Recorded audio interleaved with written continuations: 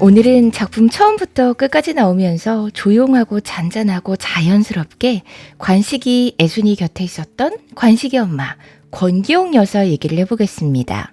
제가 가장 웃긴 대사로 꼽았던 개가나 개가의 주인공이기도 하죠. 권기옥 역의 오민의 배우는 학시 최대훈 배우와 함께 이 작품 전체 16화 내내 한 배우가 열연을 한 배우이기도 합니다. 더글로리에서 그 유명한 하도영 어머니랑 같은 배우라는 게 믿겨지시나요? 애한테 베네저고리로 굿즈 입히던 양반. 바람 피운 며느리한테 골프채 휘두르던.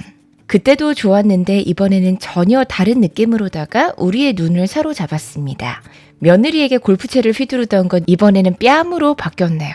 권계옥. 기껏 부산으로 야반도주한 아들과 애순이를 잡으러 갔을 때부터 존재감은 엄청났죠. 아들한테 살림의 큰 부분이었던 금두꺼비까지 털리고 우프면서도 이해가 되던 인물이기도 해요. 이 작품은 딱 있는 그대로 표면적으로 보면 겉으로 드러난 연대, 남편과 아내, 부모와 자식의 뜨거운 연대를 보여주기도 하지만 속을 자세히 들여다보면 시어머니와 며느리, 장인과 사위의 관계도 굉장히 뜨겁게 담고 있거든요. 영범이 엄마와 금명이의 잘못된 만남, 인쇄소하지만 마음은 부자인 충섭이 엄마와 금명이의 만남, 관식이와 영범이, 관식이와 충섭이의 관계까지 대조를 이루면서 꽤 비중 있게 다루고 있어요. 그 정점에 있는 게 평생을 같이 해온 권계옥과 애순이의 관계가 아닐까 합니다. 권계옥 여사는 제주도의 작은 아파트에서 아예 같이 살았던 건 아닌 것 같아요. 딸이랑 산다는 멘트가 나온 적이 있으니까요. 하지만 나올 때마다 식탁에서 그리고는 며느리의 부엌에 쭈그리고 앉아서 항상 뭔가 일을 하고 있는 모습으로 나와요. 물론 금운동 배 이름에서 금운동이네라는 가게 이름으로 바뀌었을 때도 아주 처음부터 가게 살림을 도맡아 하면서 아들네를 돕더라고요. 작품에서 가장 꾸며지지 않은 스며들어 있는 인물이라는 생각이 들었는데요. 이 작품이 하고 싶은 말이 그거잖아요. 손주보다도 내 자식이 귀하다. 물론 실수는 있었습니다. 태어나서 처음으로 단 한 번 애순이의 뺨을 때린 인물이죠.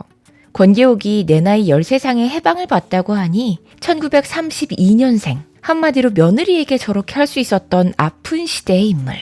관식이가 50년생이니까 여기도 17살의 아이 가져서 18살의 엄마가 된 애순이와 똑같은 상황이었던 인물이겠어요.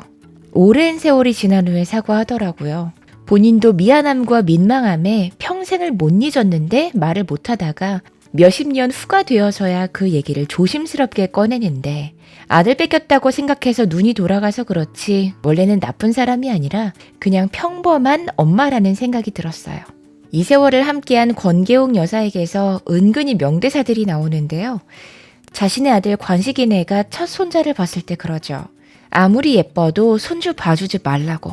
금명이 시집만 보내고 나면 너네도 한가지게 헐헐 살으라고요. 어떻게 본인도 증손주가 안 예쁘겠어요. 자기 핏줄인데.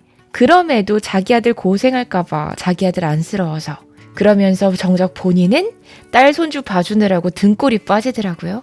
금명이가 난산일 때 관식이 애순이가 다짜고짜 물을 때 그 대상이 손주가 아니라 내 딸 금명이라는 것도 같은 맥락이죠.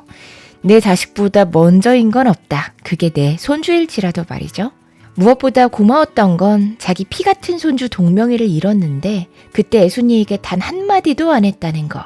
자식 앞세운 엄마의 마음을 상상도 못하고 죽을까봐 매일 들여다본 시어머니지만 애순이에게도 어느덧 엄마의 마음. 그런데 그 배려와 안쓰러움의 마음을 나중에는 본인이 다시 받게 되는 것 같습니다. 하나뿐인 아들 관식이를 먼저 앞세우는 마음. 나이가 많다고 아들의 죽음이 무딜까요? 부엌에서 뭔가를 아마도 아들 줄 좋은 걸 끓이면서 우는 모습이 보는데 너무 짠했어요.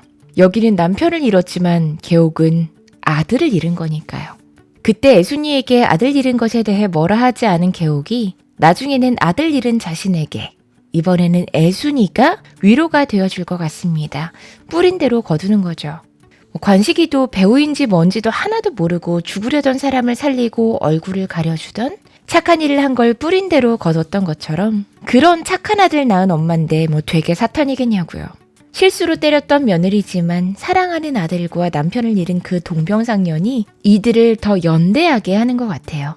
남편 사랑 받는다고 며느리를 아직도 질투하는 척 하면서도 애순이에게 시를 쓰라고 결정적으로 부추기는 인물. 내가 너라면 100개, 1000개도 쓰겠다면서요. 굉장히 투박한데 사실은 애순이에게 용기를 주는 말이죠. 뭐 그런 것도 나의 제안이냐면서요. 없다는 말 하고 싶은 거잖아요. 너 지금 이제 와서 써도 된다고요. 내 아들 고생 안 하게 돈이나 벌어. 내 손주들 위해서 지금 잘 벌릴 때 더 벌어놔가 아니라 같은 여성으로서, 한 인생으로서 피를 나누진 않았지만 이제는 뜨거운 가족으로서의 관계에 승화되는 모습이 잔잔하게 아름다웠습니다. 시어머니가 격려해주는 시집이라니 말이죠. 나는 이루지 못했지만 나는 남편 사랑 받지 못해 네가 부럽지만 꿈을 이루라는 그 말에 시인이 되고 다른 이들을 가르치는 선생님도 되고 사이사이 숨겨져 있는 아름다운 관계를 들여다보는 것도 이 작품을 보는 기쁨이었습니다. 주연은 아니었지만 바로 우리 옆집에 살 것만 같은 어머니, 할머니 역할을 스며들듯 해줘서 참 좋았어요. 권계옥의 오민의 배우도 폭삭 속았수다. 저는 다른 이야기로 돌아올게요. 폭삭 속았수다는 끝까지 드라마 퀸과 함께.